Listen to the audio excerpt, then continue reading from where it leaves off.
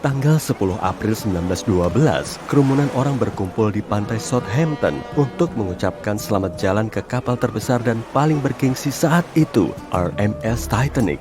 Harga tiket kelas satunya mencapai $4.350 atau sekitar 1 miliar rupiah kurs saat ini. Tapi belum juga 5 hari semenjak keberangkatannya, kapal itu ditelan Samudra Atlantik. Jadi mari kita menengok kembali apa yang sebenarnya terjadi di malam nahas itu. Kapten ingin memecahkan rekor kecepatan untuk pelayaran perdana kapal itu dan tiba lebih awal. Kapal itu diyakini nggak bisa tenggelam, maka sang kapten langsung gaspol menuju perairan Arktik yang gelap. Setelah melihat gunung es, dengan putus asa, kru berusaha memutar haluan demi mengelakkan tabrakan. Tapi Titanic melaju terlalu kencang dan gunung es merobek sisi samping kapal membuat lubang besar di lambungnya. Robekan itu nggak memanjang, kerusakan timbul di beberapa tempat. Totalnya, panjang area kerusakan sekitar 90 meter. Tapi para desainer kapal telah mengantisipasi kemungkinan tabrakan dan menambahkan sejumlah kompartemen kedap air di tiap sisi kapal sebagai zona penyangga. Kapal tetap bisa terapung meski 4 kompartemen ini mengalami kerusakan. Tapi karena gunung es itu merobek bagian samping Titanic, 6 kompartemennya berlubang besar. Ketinggian kompartemen ini nggak setinggi geladak dan bagian atasnya nggak tertutup sempurna. Karena itu, saat lebih dari 4 kompartemen ini banjir, air melewati bagian atas sekat dan mengalir ke sisa kompartemen lain. Sehingga kapal tenggelam ke dalam samudra, mirip kayak air yang luber di dalam cetakan es batu. Tapi gimana kalau kapal itu menabrak dari depan? Apa masih akan tenggelam?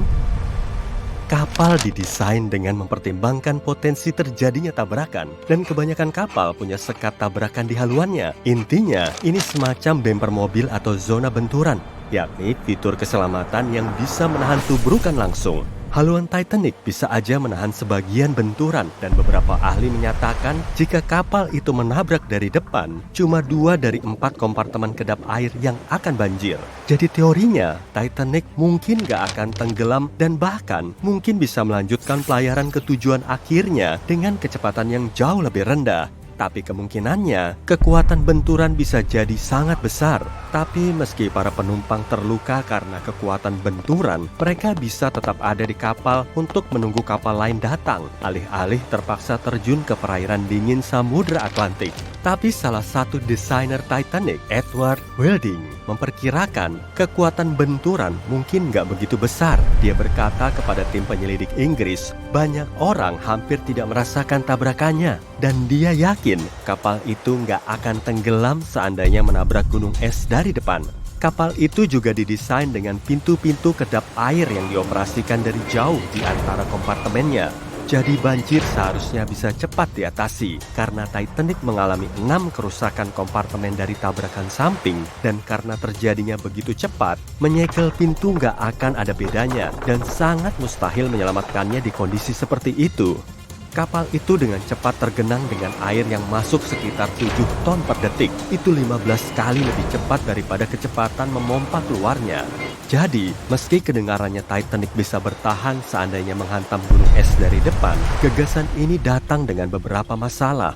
Pertama, sekat tabrakan didesain untuk bertahan dalam tabrakan dengan kapal lain, bukan gunung es raksasa. Jika 2 kapal bertabrakan, keduanya akan menyerap dampak benturan pada penahan benturannya. Benturan pun akan jadi ringan dan kemungkinan kapal akan tetap terapung.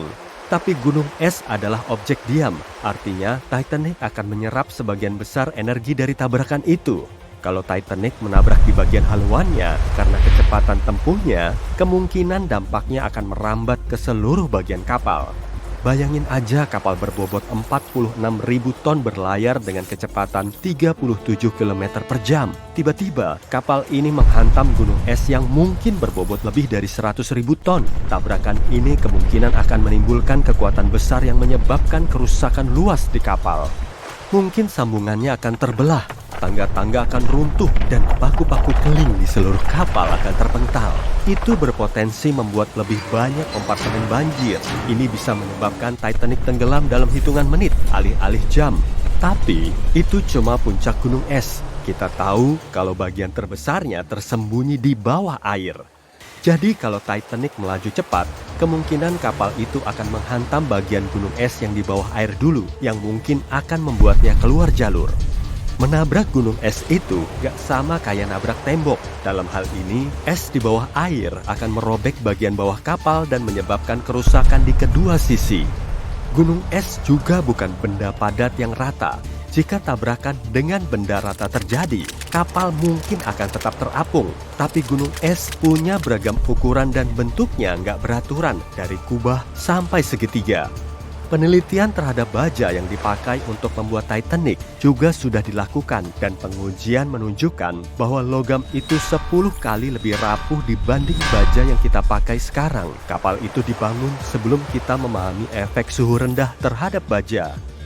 Baja yang dipakai untuk membuat kapal itu tidak bisa melengkung saat dihadapkan pada suhu beku, melainkan akan patah. Potongan-potongan yang bisa diselamatkan dari lambung Titanic menunjukkan bahwa lambung hancur karena benturan menabrak dari depan juga akan menyebabkan kapal berhenti mendadak. Jadi kalaupun kapal nggak tenggelam, pasti akan ada masalah besar. Bayangin kamu mengerem mobil mendadak atau saat bus tiba-tiba berhenti pas kamu berjalan di lorongnya dan kamu terhempas ke depan. Penumpang mungkin akan terlempar melintasi kapal, dan karena tabrakan terjadi di malam hari, kebanyakan orang sedang tidur. Jadi nggak ada persiapan untuk menghadapi benturan itu. Ini akan mengakibatkan cedera pada kebanyakan orang di kapal. Lebih parah lagi bagi mereka yang berada di bagian depan kapal, yakni lokasi akomodasi untuk pemadam kebakaran, teknisi, dan mekanis yang lagi nggak bertugas. Tapi meski para penumpang dan kru yang nggak bertugas mungkin terlempar dari ranjang, akan ada lebih banyak korban selamat daripada perkiraan awal. Ada banyak kapal yang mengalami tabrakan dari depan dan berhasil kembali berlabuh. Nggak banyak orang yang tahu bahwa Titanic sebenarnya punya dua kembaran serupa. The White Star Line, perusahaan kapal yang membangun Titanic, juga membangun kapal bernama Britannic dan Olympic.